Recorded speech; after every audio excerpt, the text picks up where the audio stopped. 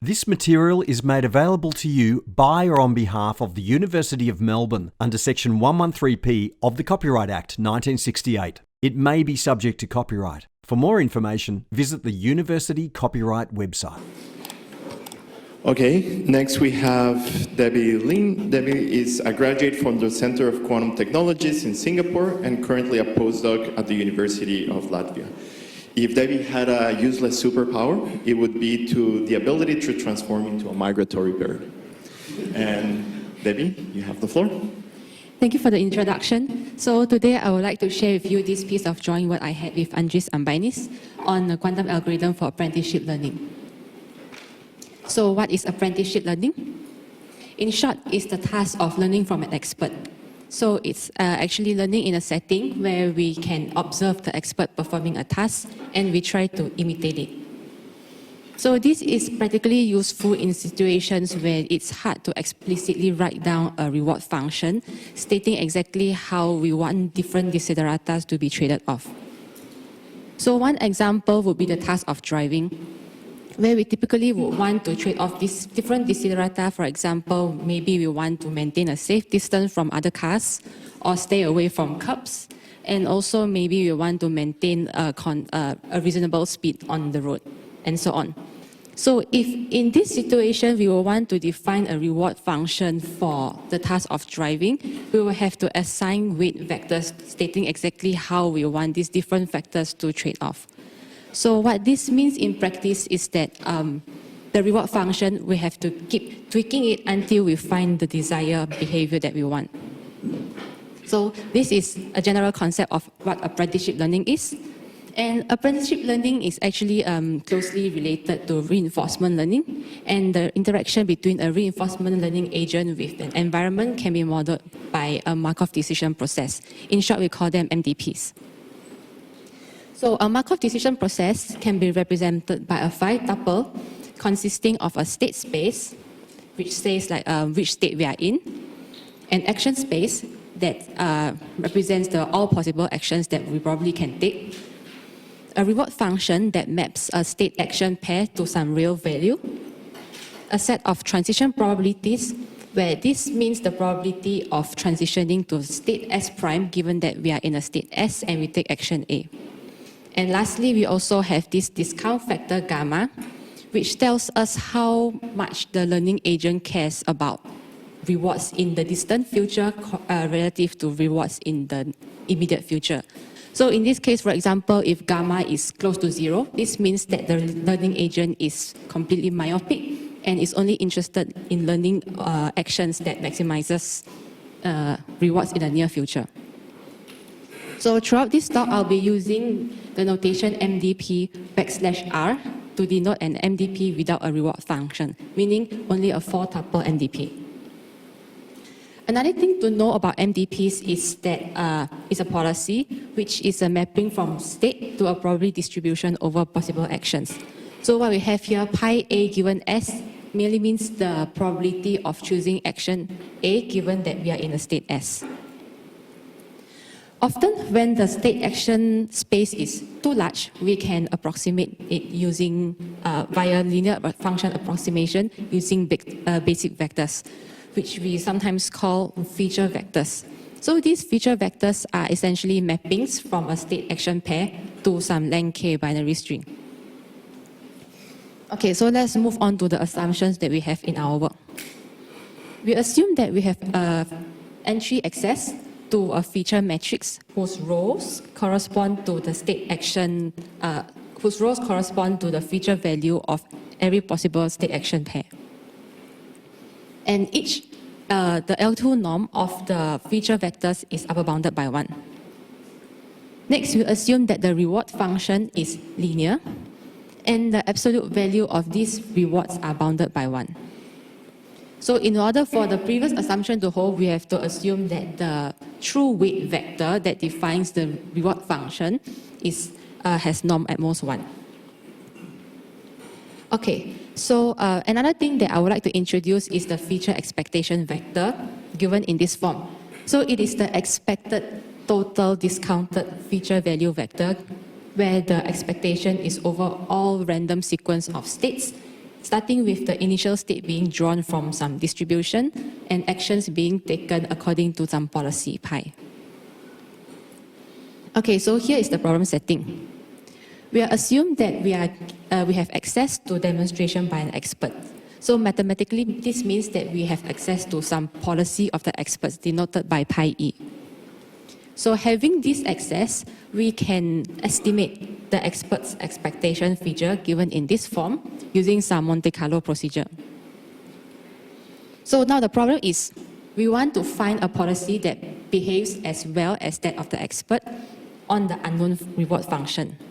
So keep in mind that we don't know the reward function and we want to find the best policy, as the one as close as that of the expert. So before I move on to the result, I will talk about the computational models that we'll be using. So actually our contribution is a classical approximate algorithm and a quantum algorithm for apprenticeship learning. So naturally we will have two types of computational models. So the first computational model is in the classical setting, where we assume that the feature matrix is being stored in the classical read-only memory. And we will have a matrix phi prime, which is being initialized to an all-zero matrix in the beginning of the algorithm, and its entries will be updated as the algorithm proceeds. So this matrix will be stored in a random access memory for us to write information into it.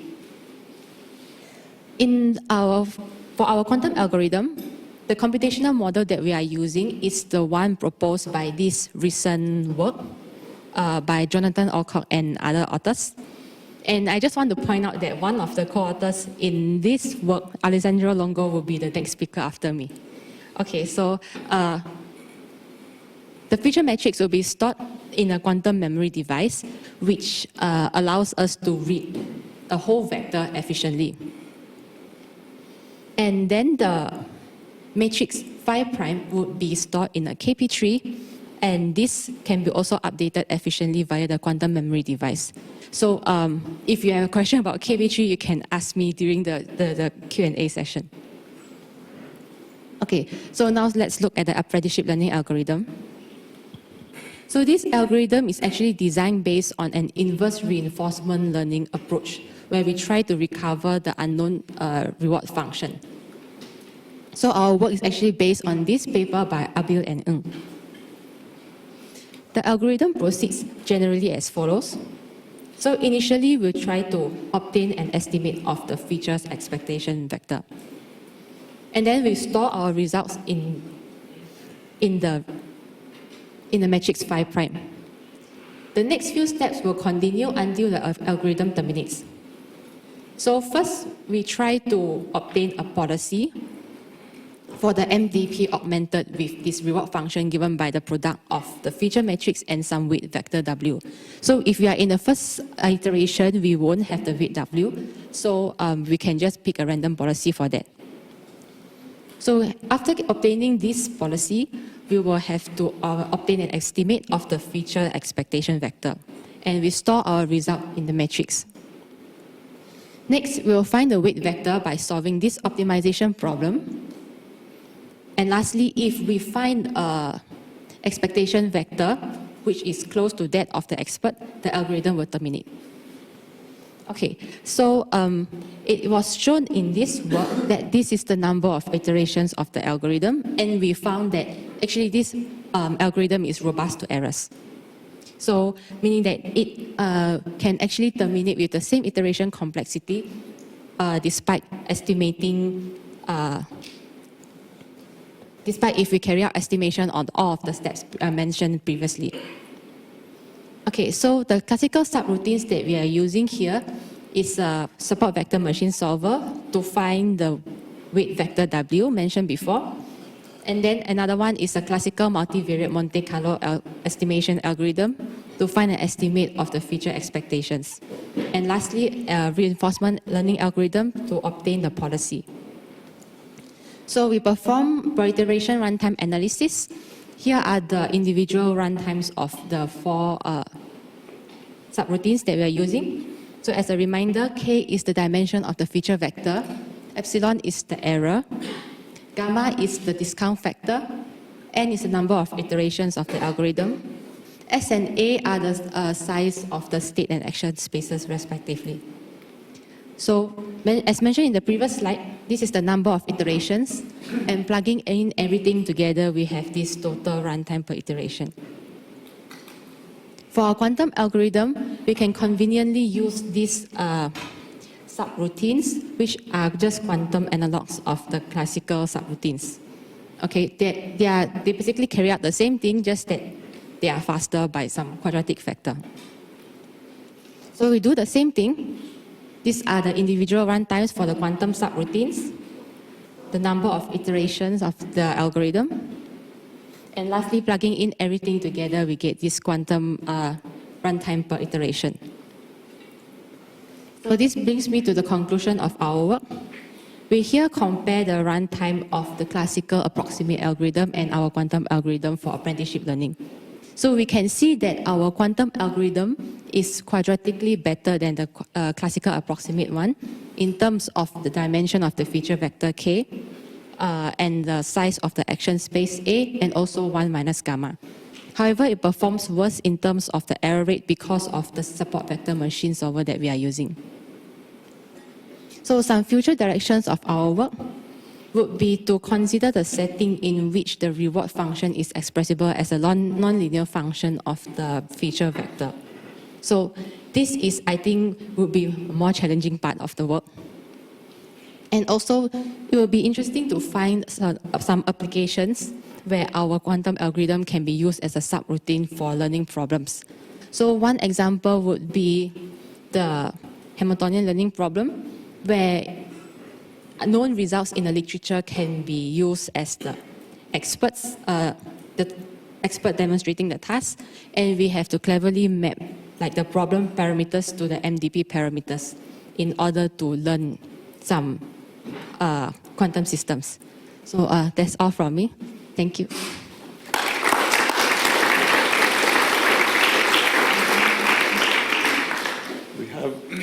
Do we have any questions from the audience?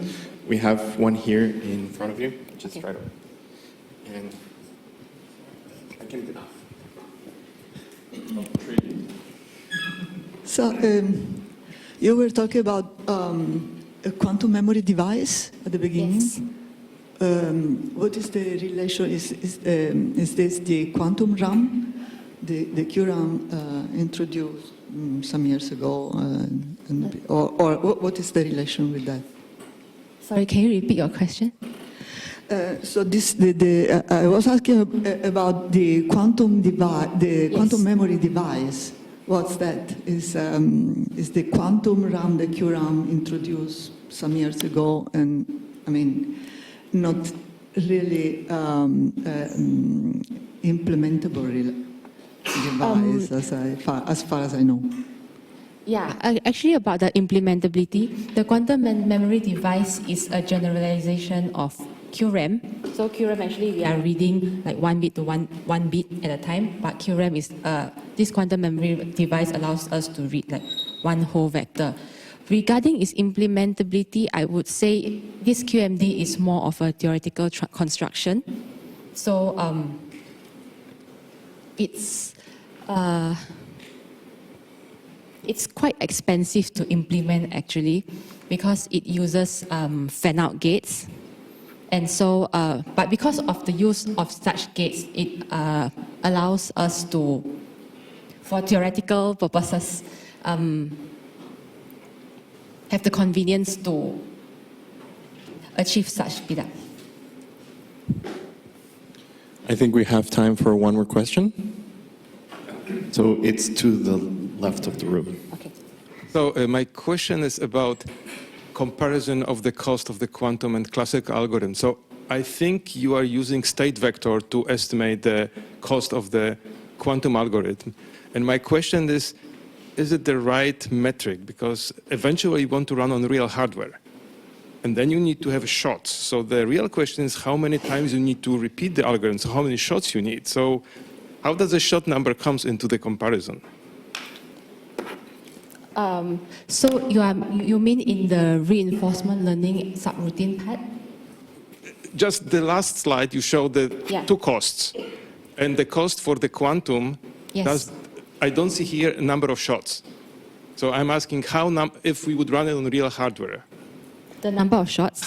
how many shots we would need to get the same accuracy for equivalent classical algorithm? Actually, there's by number of shots, you mean? Number of time you run the quantum algorithm on the quantum hardware. Sorry? Okay, maybe we can take it offline. We can take this question offline after this. Yeah. So with that, let's thank Debbie again.